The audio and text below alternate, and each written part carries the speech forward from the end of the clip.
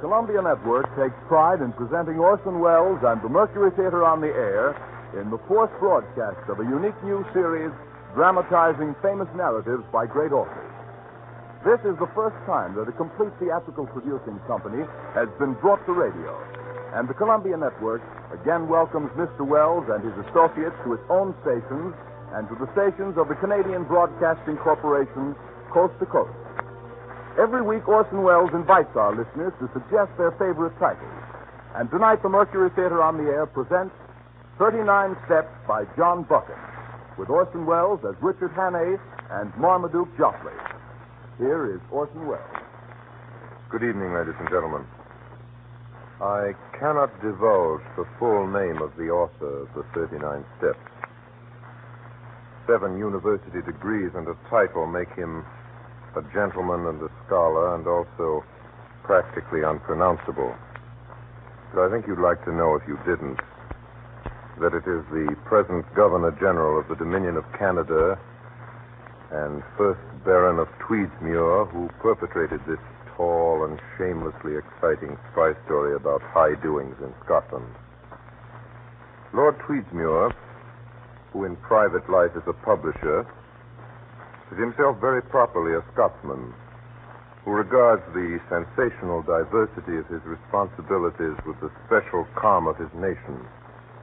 I regard my business, he says, as my profession, writing as my amusement, and politics as my duty.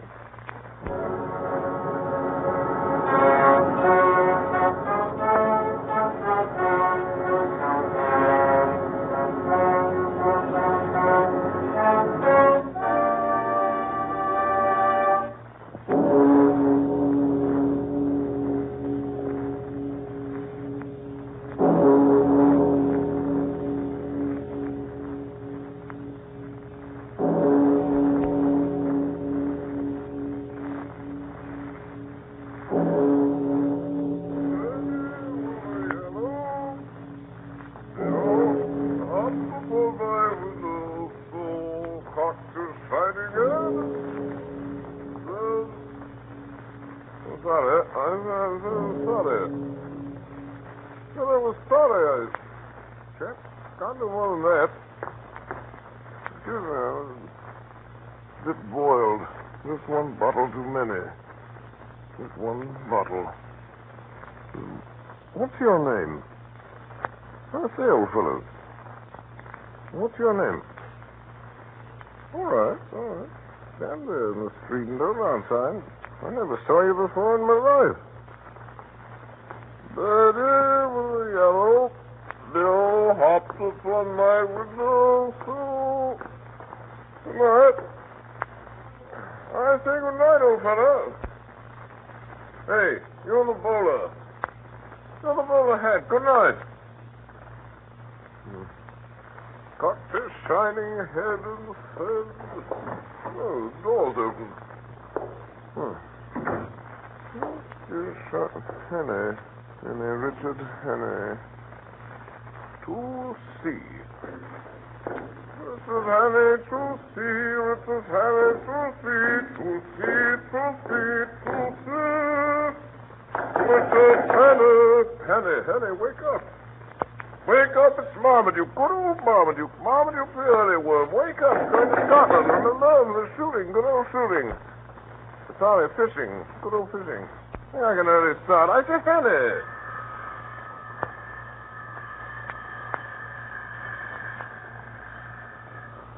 Ting-a-ling-a-ling-a-ling. Hey. Hey, Hannay, your phone's ringing. Wake up and answer it. Hannay. Must be drunk. Birdie with a yellow bill hopped upon my window sill. Cocked its shining head. Hello. You still there, you? Across the street?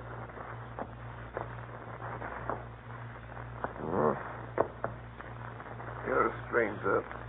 I don't know you. And I don't know what you're doing here in the middle of the street, and I ought to tell you this. Do you know what I saw up there in flat 2C? A woman. Just stand there in a bowler hat. If they don't trouble you, you a bill collector. No. Don't stutter. Speak up. Well, I'll tell you what I saw. I saw an old lady in a tippet just sitting there. All right, through the keyhole. I'm not ashamed. I looked through the keyhole, and there was this old lady sitting in a chair in Richard Hanley's apartment. You know what? Her wig was crooked. Yes, sir. And the phone kept ringing. And she didn't answer it. She just sat there. With her eyes open.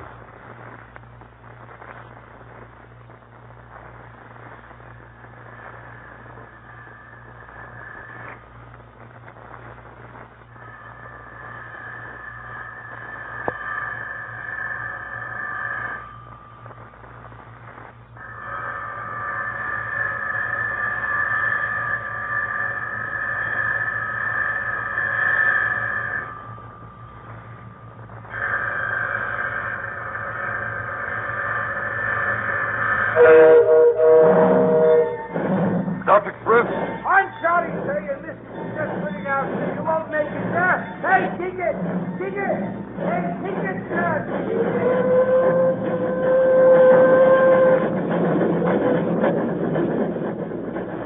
Ticket! Temping, get stopped. All change to Lock Maven. Get good briefings and Candy Galloway. Ticket! Lock Maven. Ticket, sir. Here. Thank you. Ticket. Good, but... Good bit. Change at Del Beetle. Yeah. What's under the safe? what does it sound like? I'm like a dog. Is that a dog you got there? Is a dog. All dogs, domestic animals, traveling passenger accommodations, Great Northern Railway, Blue Search, Cameras, and risk and liability. Change it now, Beetle. Did you claim it? Come on, Charlie. Off to the lease now. Here you are, sir. Cretan. What in the knob? How old are you, Sonny? Charlie, 7. Just turned 7, ain't you, Charlie? You're a big boy, Charlie, for your age. Feet hand, run the knob.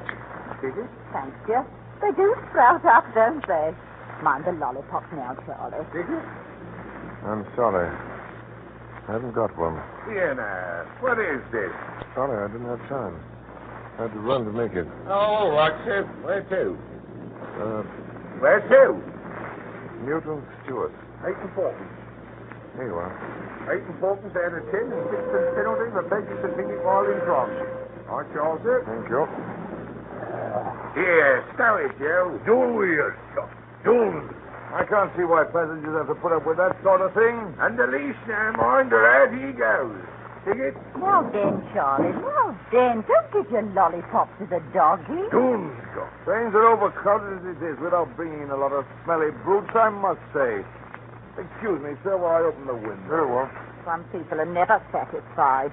Never you mind, Charlie. The dog is man's truest friend. Never mind what anybody may say. All right, lady, all right. I consider myself ticked off. And always remember, Charlie, that a man who doesn't like a dog is no friend of yours. You can be sure that Richard Annie didn't keep a dog. Not in The Murderer. No man who could do in a poor old lady through the art in his flat would keep a dog. No, Charlie. Curious case, that Portland Place murder affair, isn't it, sir? I'm glad about it. You know, I'm always interested in a good murder. Here we are, sir. The Guardian Chronicle, special edition. I haven't seen this one myself yet. Shocking occurrence in Portland Square. Milkman's story. Annie disappears. Seen at St. Pancras. Hello? Here's out one. Now look at this, sir. Yes? There's reason to believe that the suspect, Richard Annie, is headed north of the Tweed. Scotland Yard is searching all Great Northern trains. I say Great Northern? Why, that's us. Oh, shut your gab. What are you trying to do? Frighten the kiddie? All right, lady. Sorry. It may be he's sitting here below, in this very compartment among us, and the blood of the slain not dry on his hands. June, Well, we'll soon settle that. Here it is. Middle height, hair brown, eyes blue, mustache, about 35, wearing a grey tweed suit. Let's look at his picture now. Here it is. Turn to page 17. Stop there! Here he goes, running! Heading for the hill. Yeah, what's going on here? Who pulled that emergency brake? Was it one of you? It was him. Jumped and grabbed it. Threw it out of the window. I knew it was him. Who are you talking about? Hurry up, man. Call down the line. We'll give you the slip. Who? The murderer! Mr. Richard Hanley. Get away from that glass, Charlie. He was sitting right next to me. Come on, Charlie. Get away now. Or I'll give your nice lollipop to one of these gentlemen here.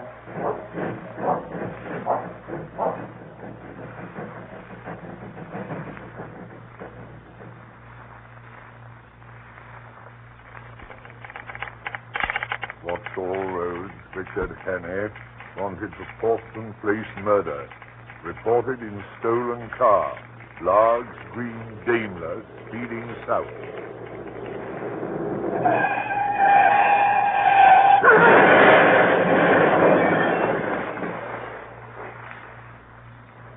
Scotch and soda, sir. Is that the best thing you can suggest, Sullivan, for a man who's barely escaped his life from a motor accident? Brandy and soda, sir. Drove right through the hedge, he did, Sullivan. Went through it like butter, down the bank and into the burn. Lucky he came out alive. Gin and tonic, Just sir. a lucky thing, too. I came along, fished him out. Gentlemen staying for supper, Sullivan. I'd better take him a change of clothes when he's out of his bath. Things were badly torn up. Not a pleasant thing to turn over 3 times a day in the theatre, Sullivan. He's done with his bath. I laid out the blue serge to Harry. Oh, good work, Sullivan. Tell cook there'll be 2 for supper. She has been so informed. There is still one question unsolved, Sir Harry. Yes, Sullivan. As you observed, sir, the gentleman has just been in a motor car wreck. Of course. Oh, of course. Make it whiskey, Sullivan. Very good, sir. Oh, well, hello there. I say hello. You look better in that blue serge than I ever did, doesn't you, Sullivan? Yes, Sir Harry. You're staying to supper, old man, I hope. Sullivan tells me it's pleasant. My name is Parker. Parker. We haven't introduced ourselves. I think you ought to know.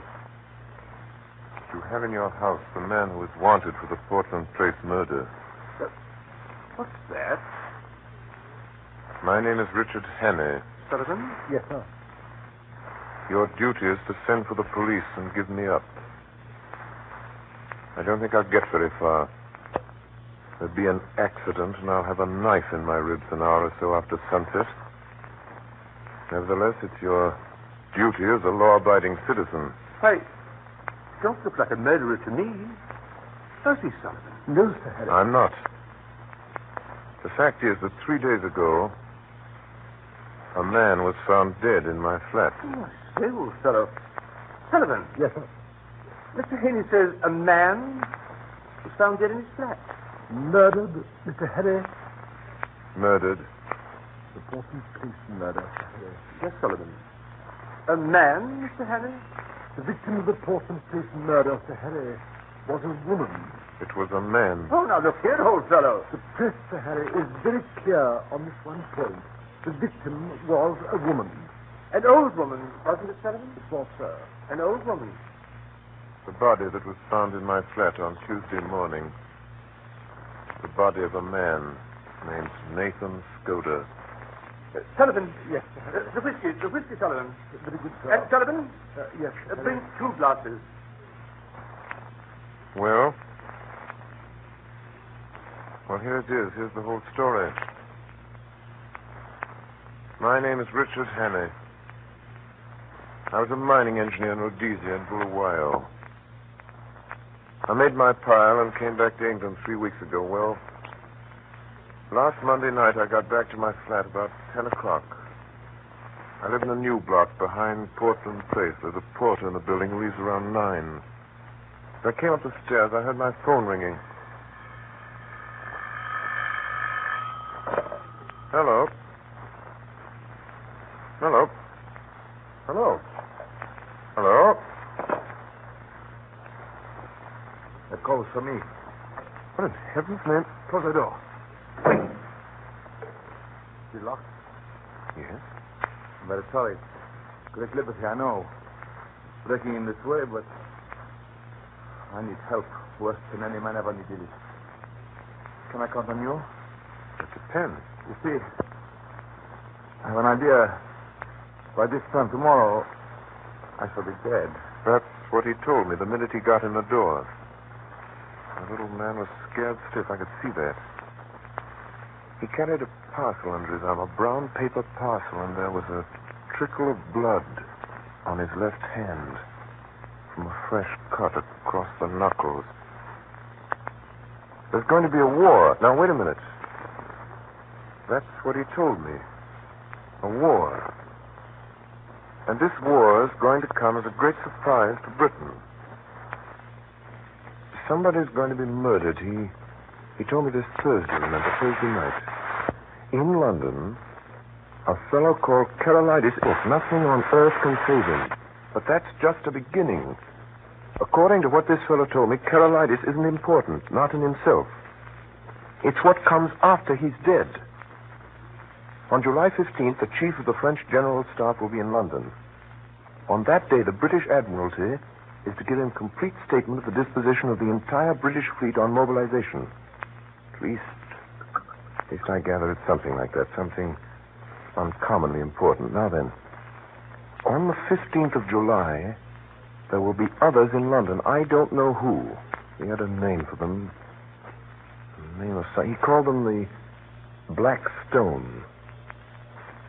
But somehow this information, those secrets about our fleet destined for France, will be diverted into their hands on that day, July 15th, and will be used, remember, a week or two later against England by our deadly foe with great guns and swift torpedoes, suddenly in the darkness of a summer night. I know you don't believe this. I didn't when he told it. I do now. Well, I noticed that while this man Skoda was talking, he kept fingering a little black notebook which was full of writing, some sort of code, it looked like. You may believe me or not, just as you please. But there it is. This is the fellow speaking, the fellow with the brown paper parcel and the cut across his knuckles. This is what he said. Yes, for this information. I got the first hint nearly 2 years ago in an inn on the Achensee in Tyrol. I collected my other clues in a fur shop in the Galician quarter of Budapest, in a strangers' club in Vienna, in a little bookshop in the Recknitzstrasse in Leipzig. I completed my evidence 10 days ago in Paris. And until yesterday, I thought that I had worked unobserved. Don't answer it. Don't answer it. For me. Those men calling, see if I'm here. Don't answer it.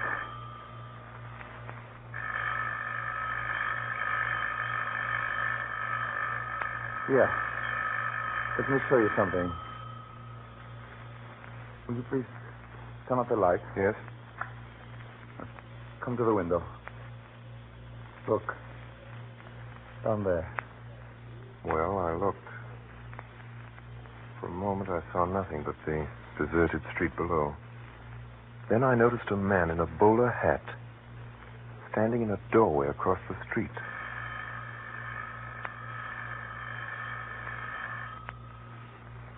When I came home last night, I found a card in my letterbox. Here it is. The Black Stone. What's the Black Stone? That's the name. That's what they call themselves, these people. When I got that card, I knew that I had to die. Why don't you call the police? Well, it's no use. These men followed me here. I'm bottled in this building as sure as a pickled herring. Well, that's why I'm telling you all these things tonight. If I fail, well, I should hate to leave this scene without leaving somebody behind to put up a fight.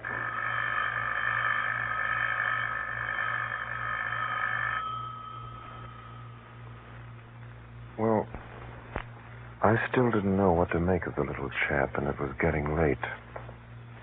So I made him a bed in my smoking room. Good night. Good night. And in case I'm not here in the morning, I haven't the privilege of your name, sir, but let me tell you, you're a white man. Oh, I say, before you go to bed, I'll thank you to lend me a razor.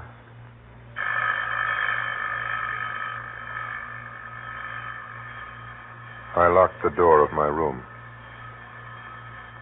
Finally, I fell asleep.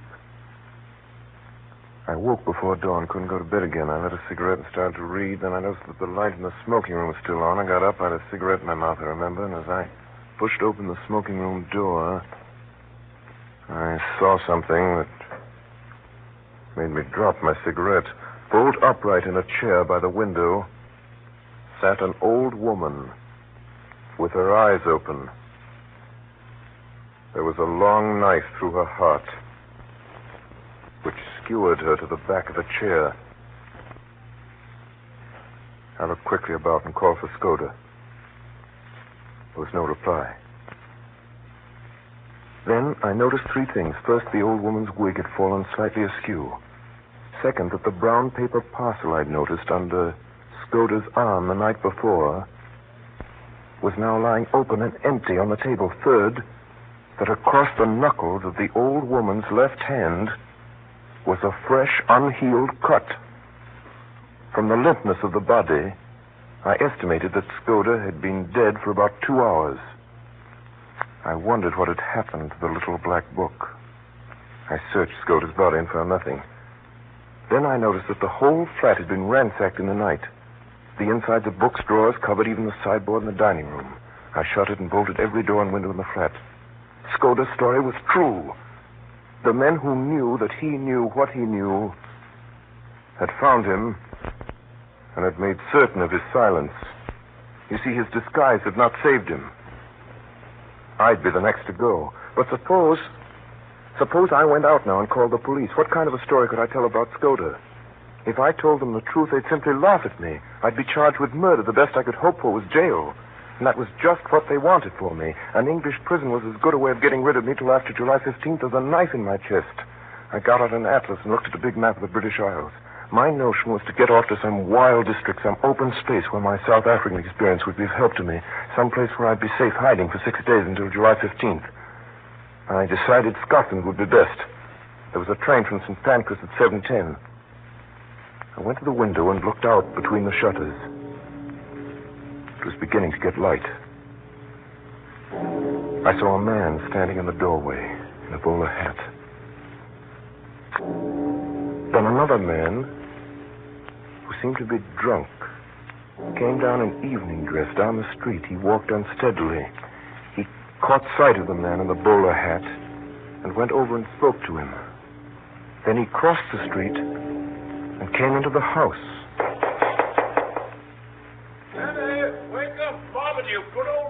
Marmaduke, the early word. Wake up, going to Scotland. Remember? The shooting, good old shooting. Oh, sorry, fishing. Good old fishing. Make like an early start, I say. Oh, Hannah.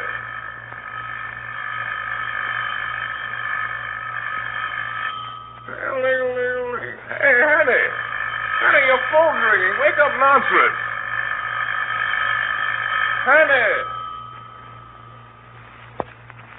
Must be drunk. With a yellow bill up upon my window, up its shining head.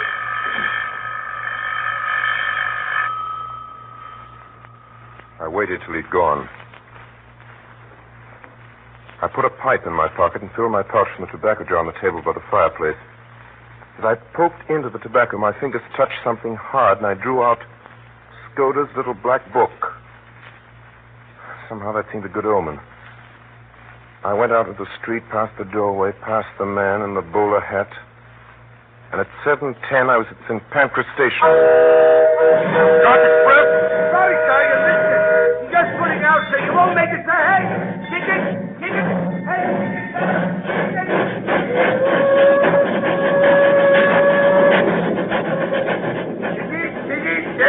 Them freeze, then stop. Won't change the long pavement. Come good break crease you can and get away. 10 hours later, between Dorbeath and Newton Stewart, I pulled the emergency cord and jumped off the train. Oh, stop it! There he goes running! The murderer!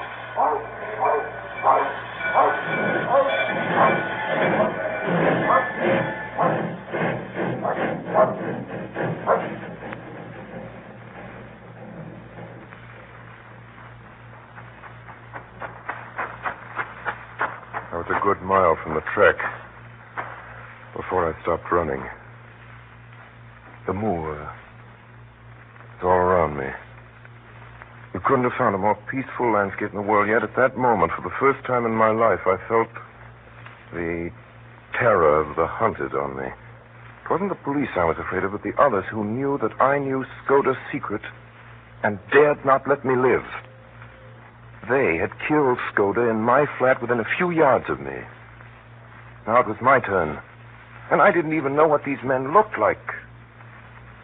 I wish I'd listened more carefully to what Skoda had said about them. I think he said there were 3 of them, and that one of them was young and dark, and one was plump, and one was old and stammered sometimes when he spoke. Suddenly, in the blue evening sky, I saw something.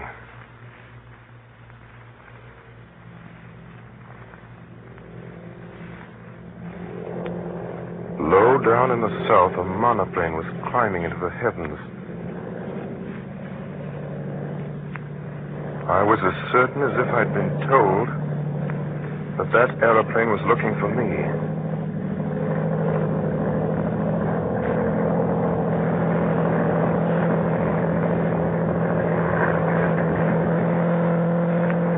It flew low over the hilltops, and then back over the valley. I started to run. I ran till the sweat blinded my eyes. I ran most of the night, keeping always south in the direction of the hills. And as the mists cleared before the sun, I found myself in the central boss of a high upland country with glens falling away on every side.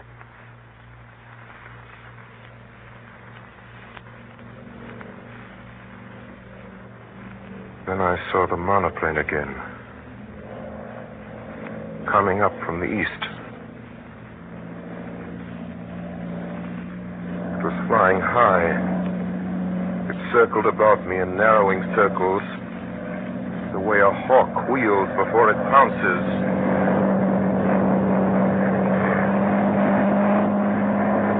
Now it was flying quite low. The observer on board caught sight of me. I could see him looking at me through glasses. No. Now it was speeding eastward again till it became a speck in the blue morning. My enemies had located me. The next thing would be a cordon around me. There wasn't enough cover on the whole moor to hide a rat. I tossed a coin, heads right, tails left. Fell head, so I turned north. For a while I got to the mountain country and came to the brow of a ridge. Way down a slope a couple of miles away, several men were advancing like a row of beaters at a shoot. And it may have been my imagination, but I thought I saw figures, 1, 2, perhaps more, moving in a glen beyond the stream. I looked down into the valley. There were men below. Police, they looked like. Not more than a quarter of a mile off, spaced out on the hillside like a fan beating the heather. Hey, Joe! Hey! All here! Hey, Joe! All here! Where? Up there! You know him? Yes, that's him! You are listening to the Columbia Network's presentation of Orson Welles and the Mercury Theatre in John Buchan's 39 Steps. We shall resume the story in a moment. This is the Columbia Broadcasting System.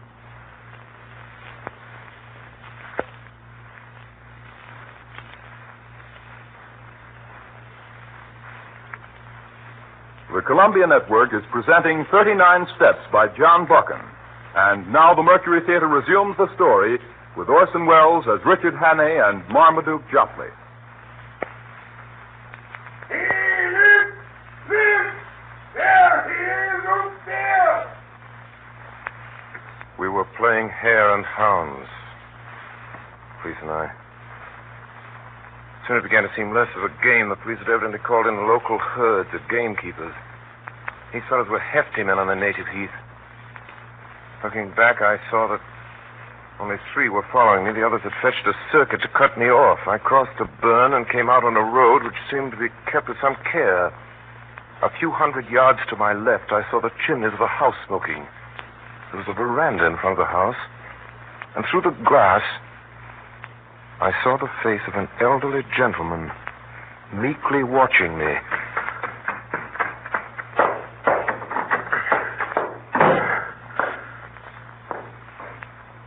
Seem in a hurry, my friend. His face was round and shiny, like Mr. Pickwick's, and the top of his head was as bright and bare as a glass bottle. Through the window could be seen some figures half a mile off. Oh, I see. Fugitive from justice, eh? Well, we'll go into the matter at our leisure. Go into my study. You'll see 2 doors facing you. Take the one to the left and close it behind you. Close it tight. I did as I was told.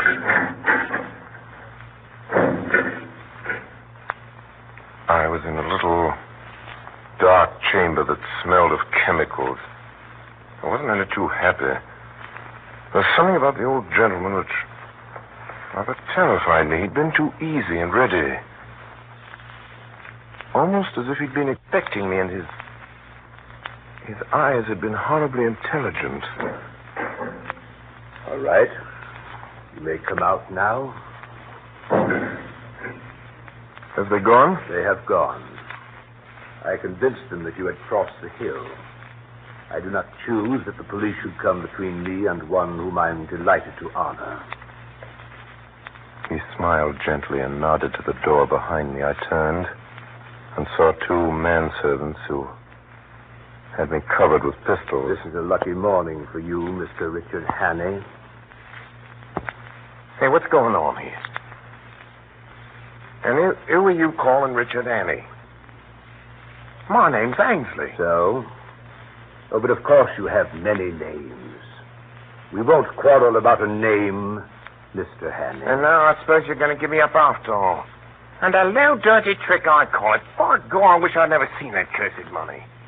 Here it is in big damn to you. You are a clever actor, Mr. Hannay, but not quite clever enough. Oh, no, I shall not give you up. My friends and I will have a little private settlement with you tonight. Oh, for God's sake, stop jawing. Everything's against me. What's the harm in a poor devil with an empty stomach picking up some money he finds in a lost pocketbook? That's all I've done, and for that I've been shivering for 2 days for these blasted bobbies over these blasted hills. I could see a dawning of a doubt in his mind. I'll tell you, I'm fair sick of it. Will you oblige me with a story of your recent doings, Mr. Hannay? I can't, Governor. I've not had a bite to eat for 2 days. Give me a mouthful of food, and then you'll hear gobs, too. You're a good liar, Hannay. But I do not propose to let you go. If you are what you say you are, you will soon have a chance of clearing yourself. If you're what I think you are, I do not think you will see the light much longer. Your ring, sir? Draus naar Schließen, bis Sie zurückkommen? Ja. I want the Daimler in 5 minutes. There will be 3 to dinner. Goodbye, Mr. Hannay. We will meet again tonight. I marched out of the room with a pistol in the small of my back. They locked me up again in the small, dark chamber that smelled of chemicals. It was as black as pitch. Well, I made out that the walls were lined with boxes and barrels and sacks of some heavy stuff. The old boy had gone off in a car to collect his friends. He'd be back soon. The plump one and the dark, thin one. As I figured it out, I had just about 2 hours longer to live, and I got a Skoda dressed up like an old woman, sitting in that chair by the window in my flat with his eyes open. I got up and started moving around the room again. I found a handle in the wall, the door of a cupboard of some sort. And in that cupboard there were bottles and cases of queer-smelling stuffs and coils of fine copper wire. There was a box of detonators and a lot of cord for fuses. Also half a dozen little gray bricks. I took up one and smelled it and put it to my tongue. I've been a mining engineer for nothing. I know lentonite when I see it. It was a risk. But if I didn't take it, I'd probably be occupying a 6-foot hole in the garden by evening anyhow. So, took a quarter of a lentonite brick and buried it near the door, and then I got a detonator and a couple of feet of fuse. And then I lit a match.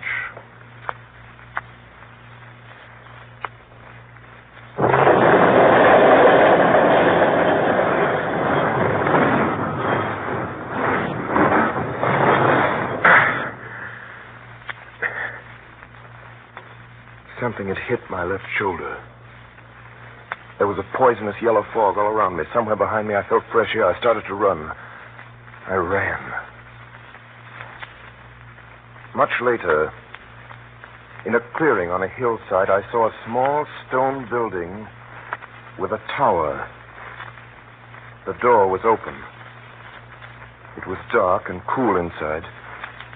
I staggered in and sat down on one of the benches. The pain in my shoulder was unbearable. Then I heard steps coming down the path.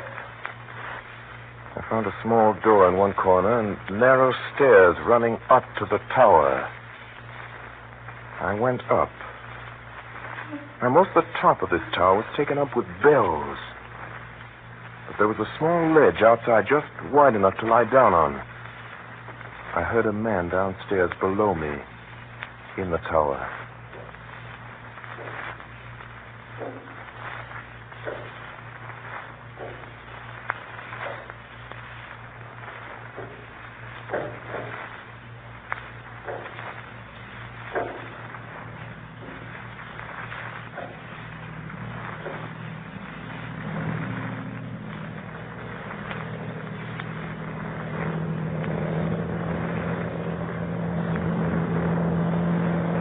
I lay there with a burning head and the sun glaring in my face.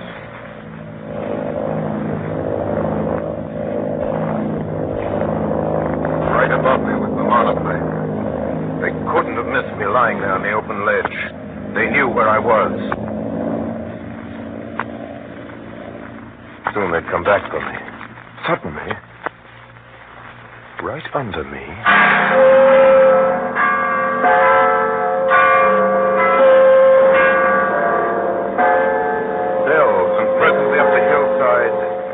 little dark knots of men began to appear. They came slowly, dozens of them, all moving towards me, slowly advancing, closing in on me. I was too sick to move. I lay there waiting for them to come and get me. Now they were in the building below me. In a few seconds, they'd be up the stairs. I waited, and no one came. I lay there waiting. Then, a thought struck me. Skoda had been murdered on Thursday night, 4 days ago. Thursday, Friday, Saturday, 4 days. Then these men, coming up the hills, in little dark knots, in black, slowly advancing, closing in on me, were not my enemies. They weren't after me. They didn't even know I was there. They were peacefully walking to church with their families. It was Sunday.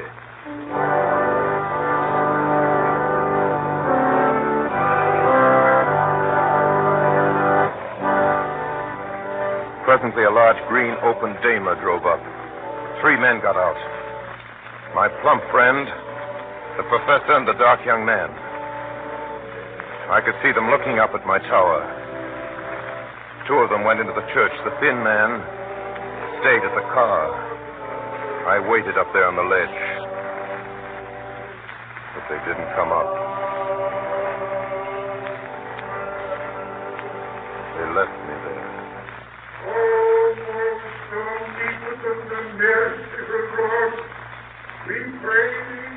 The service had just begun. That gave me about an hour. Now, there was an old iron drain pipe running along the corner of the tower. It didn't seem particularly solid. Besides, I was in full sight of the man in the car. At that moment, it started to rain. The man in the car looked up at the sky. He turned his collar, then he shrugged his shoulders, got out of the car, and went into the church.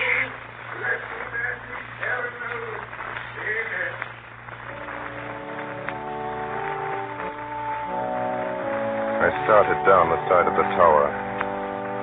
Halfway down, my foot slipped and I fell. The ground was soft. I got up and went over to the car and drove off.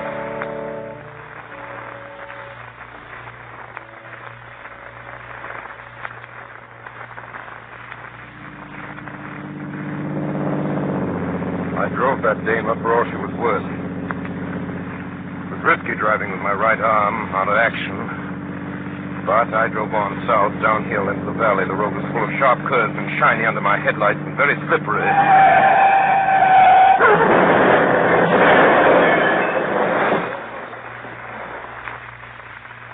Got some soda, sir? That's right, Sullivan. Mr. Haney, I may talk like an ass most of the time, but I can size up a man. The whiskey, Sir Harry. Thanks, Sullivan. Pull it, will you? 2 stiff ones. Very good, sir. My name is Henny.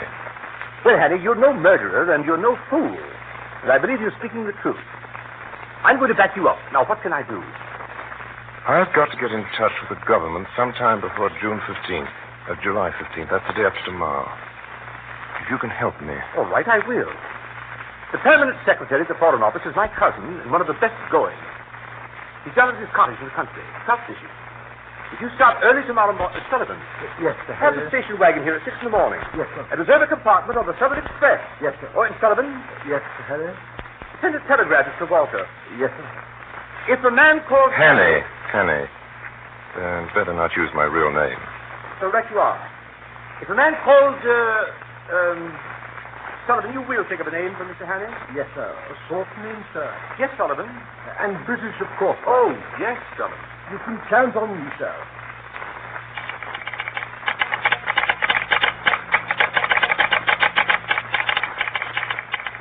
Sir Walter Bullivant, Kenneth near Arton's Well, Cambridgeshire. If a man called Tristan appears tomorrow, treat him kindly. He may tell you something that will wake you up. He will pass the word Blackstone and whistle Annie Laurie. Love, Harry.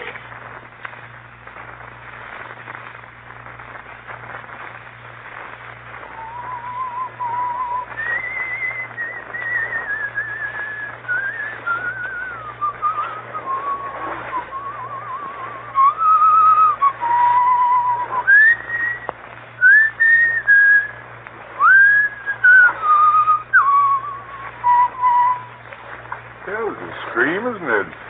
Yes, sir. I'll back out Kenneth for trout fishing against any river in England. He's that big fellow there. 4 pounds if he's an ounce. I don't see him, sir. Go there. Yard from the reeds, just above that stickle. Yes, I see him now. He's a big fellow. And I swear it was a black stone. Yes.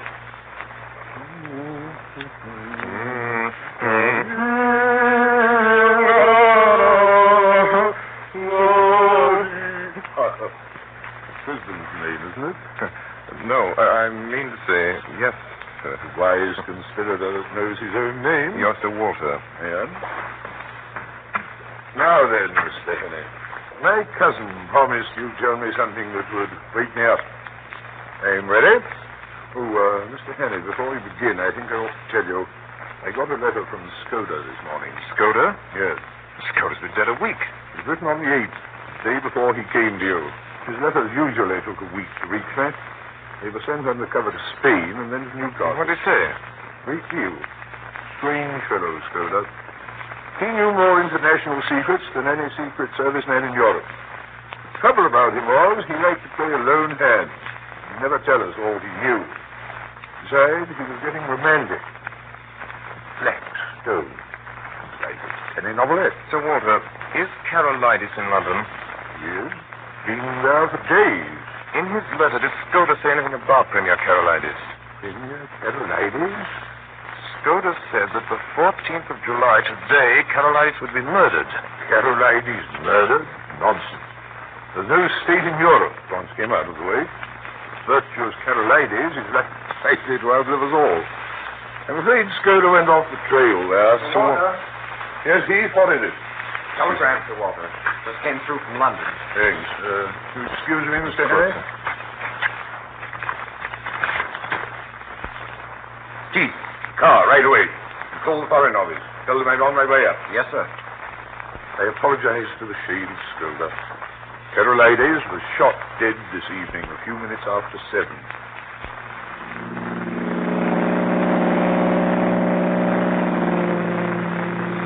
It begins to look like war, Mr. Henney. What about our naval plans, Sir Walter? You know what Skoda said about them? He said tomorrow, July 15th. We're taking no chances, Mr. Henney. General Dufour, Chief of the French General Staff, arrived in London at 5 today. He dines with the Prime Minister, and then he goes to the Foreign Office. There are 4 people will see him. Whittaker from the Admiralty, myself, Sir Arthur Drew, and General Winstanley. Lord Stirling may be there. You never know about him. He gets more erratic every day. The Foreign Office, General Dufour, will get a certain document from Whittaker. After that, he'll be motored to Portsmouth, where a destroyer will take him to Havre. He won't be left unattended for a moment until he's safe in Paris. The same with Whittaker, till the papers are out of his hands.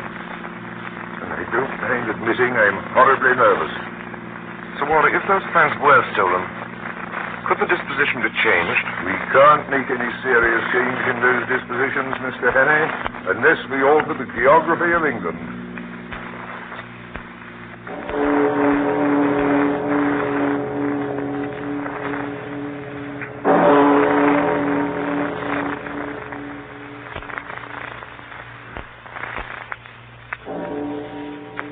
Now, gentlemen, that our meeting is over, I must ask you to give me a few minutes longer of your time. Gentlemen, I ask you to meet Mr. Henney. How do you do, Mr. Henney? General Dufour. Honored to meet you. Sir Arthur Drew. How do you do, sir? John Whittaker. How do you do, sir? General Winstanley. How do you do? Gentlemen, I've taken the highly unusual step of asking Mr. Henney to attend our meeting tonight because Mr. Henney is in possession of certain vital information which every one of us here... I'm sorry, Walter. I am a sick man. I'm going back to my bed where I belong. Good night, gentlemen. Good night. Good night, Mr. Hannay. Sorry I can't stay to hear what you've got to say. Oh, and Whittaker, whatever comes up, you take care of it. Don't call me again tonight.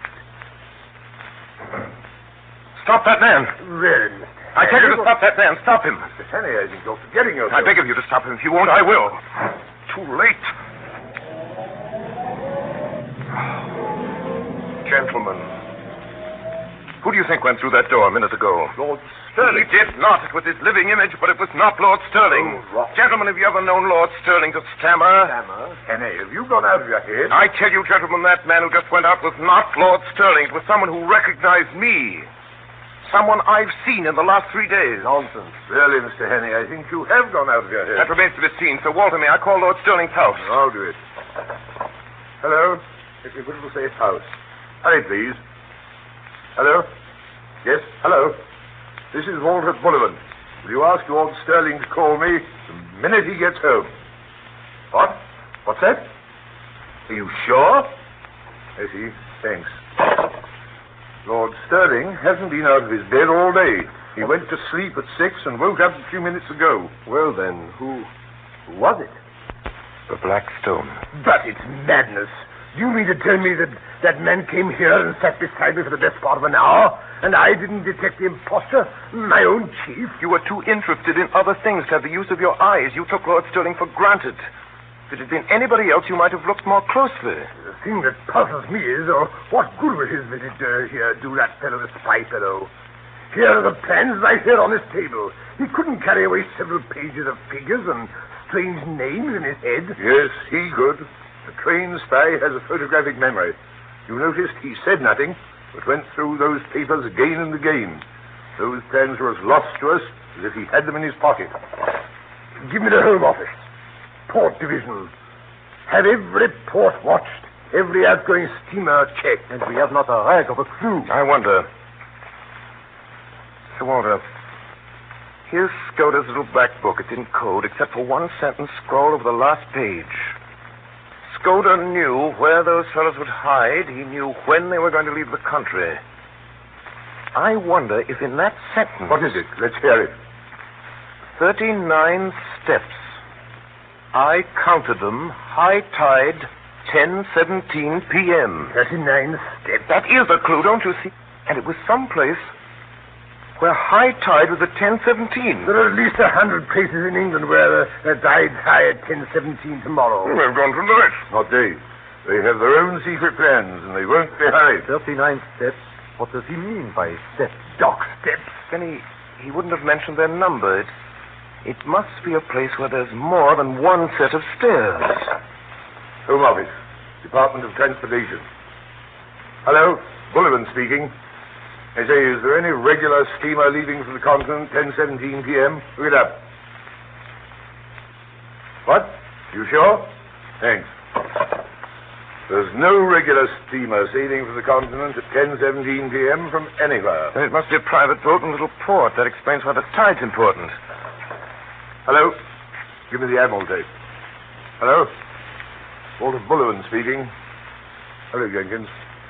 What places do you know along the east coast where there are cliffs, and where several sets of steps run down to the beach? I mean steps, regular staircases. What's that? Place in Norfolk? Battlesham? The golf course? No, that's not it. No, marine piers won't do either. Has to be more retired than that. What? That else? Think, man, think. It's important. What's that? What you call it? The Ruff? Listen to this.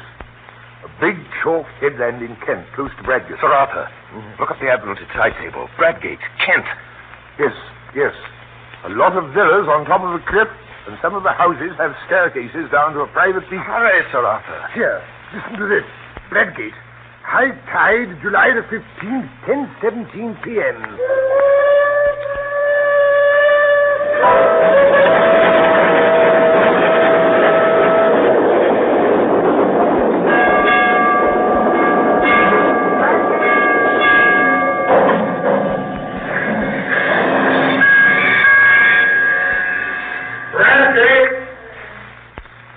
Bradgate, July 15th.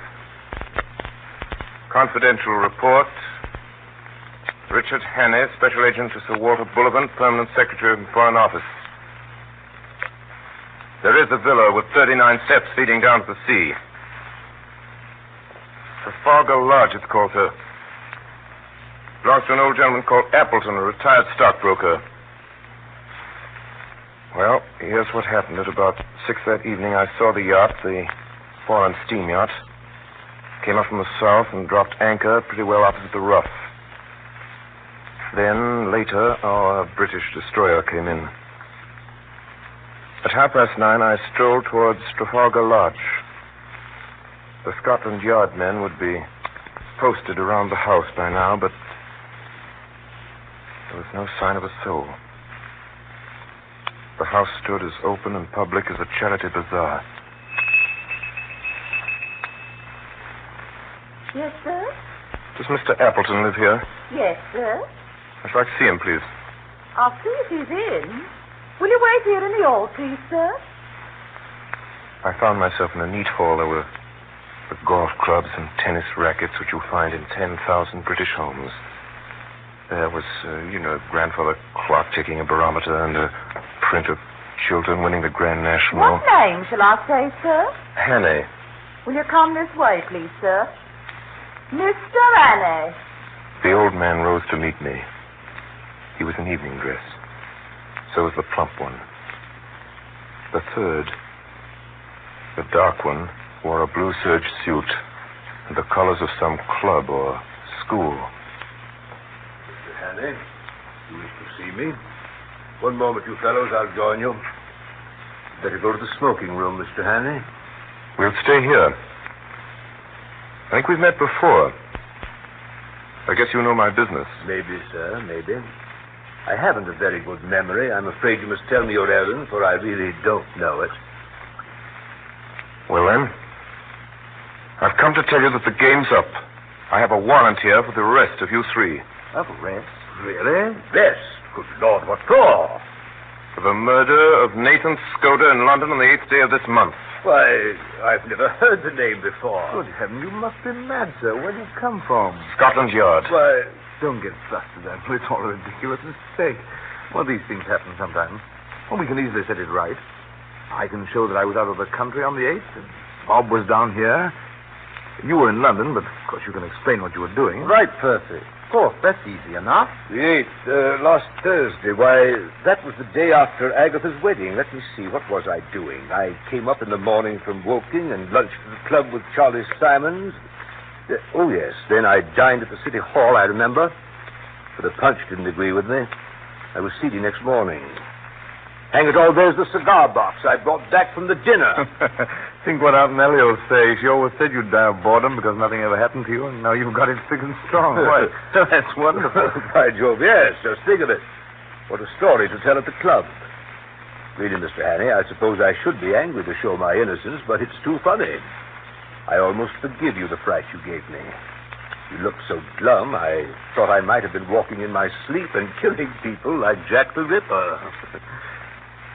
It couldn't be acting. It was too confounded genuine. Well, my heart went in my boots. My first impulse was to apologize and clear out. And yet, there were 3 of them. And one was old. And one was plump. And one was lean and dark. And their house fitted in with Scudder's notes. And half a mile offshore was lying a foreign yacht. There's only one thing to do, go forward if I had no doubts. I was going to make a fool of myself. I might as well do it handsomely. Then I remembered what old Peter Penny always told me in Rhodesia, Vescal Avenue. He told me once, talking about disguises, that barring certainties like fingerprints, mere physical traits are of very little importance. If a man really knows his business, well, he laughed at things like dyed hair and false beards and such childish follies. If a man really knew his business, if you're playing a part, you'll never keep it up unless you convince yourself that you really are the man you're pretending to be. So I walked to the door and switched on the electric light. And the sudden glare made them blink, and I stood scanning the 3 faces. Well, I made nothing of it. One was old and bald, one was stout, one was dark and thin. That's all I could tell. Perhaps they were the 3 men who had hunted me in Scotland. Perhaps they weren't. There was a silver cigarette box on the table beside me, and I saw that it had been won by Percy Appleton, Esquire, of the St. Bede's Club in a golf tournament. Well, are you reassured by your scrutiny? I make no complaint, but you see how annoying it must be to respectable people. Are you going to drop it? No. Oh, Lord, this is a bit too thick. Do you propose to march us off to the police station? I have the right to ask to see your warrant, you know, but I don't wish to cast any aspersions upon you, sir. You're only doing your duty, but you will admit it's horribly awkward. What do you propose to do? Well, I vote we have a game of billiards. It will give Mr. Hannay time to think things over and show him there's no ill feeling. Do you play, sir? Yes, I play. Billiard room is downstairs, Mr. Hannay. Why don't you 2 start? We'll finish our cigars and come down later. Oh. We went to the billiard room. Choose your cue, sir. Thanks. Plain or spot, sir? Spot. Short? Thanks. How about a few practice shots? Good work, Mr. Hannay. I'm afraid you're in for a licking, Bob. Should we start? Who'll begin? Or should we toss? What are you playing for? Shilling a game? It's all right. Heads or tails, Mr. Hannay? Heads. Heads it is. You begin. Will you mark for us, Percy? I do. 7. That was a near one. Rough luck. 5. 8. That's all right, Mr. Hannay. 5. That's 13. 17. Good work. Stop at 17. Percy, look at the time. You'd better think about catching your train. Yes, Percy's got to go to town tonight. I'm afraid you must put off your journey. Oh, dash it all, Hannay. I thought you'd drop that, but I've simply got to go. You can have my address, and you can have any security you like. No, you must stay. It was 5 minutes after 10. In 12 minutes, it would be high tide. Through the window, I could see the lights of the foreign yacht offshore. Bail for my nephew. That ought to content you, Mr. Hannay. Was it my fancy, or did I detect some halt in the smoothness of that voice? And then I thought of something. Mr. Appleton, when does your nephew have to be in London? Tonight. Did you say you would go bail for him, Mr. Appleton? Yes, I told you I would. Well, then, perhaps if I could arrange to call Scotland Yard early in the morning... No, Mr. Hannay. It simply has to be tonight. Then I knew who he was. Come on! The young dark man leaped from the window. He threw it over the low fence and down the steps before a hand could reach him. Someone switched on the light. The plump one was lying crumpled in a heap. They'd got handcuffs on the old man. He's safe. You can't follow him in time. He's gone on the yacht. He has triumphed. The Black Storm has triumphed. I hope he'll bear his triumph well, Mr. Appleton. I ought to tell you that your yacht for the last 2 hours has been in our hands.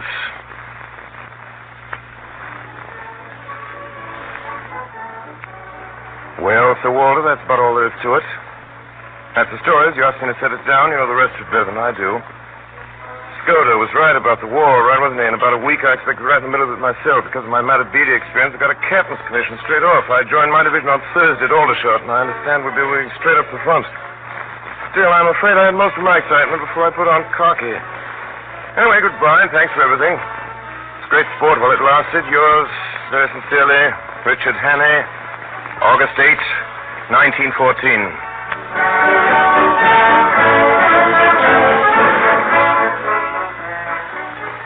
Tonight, the Columbia Network has brought you Orson Welles and the Mercury Theatre on the Air in 39 Steps by John Buchan.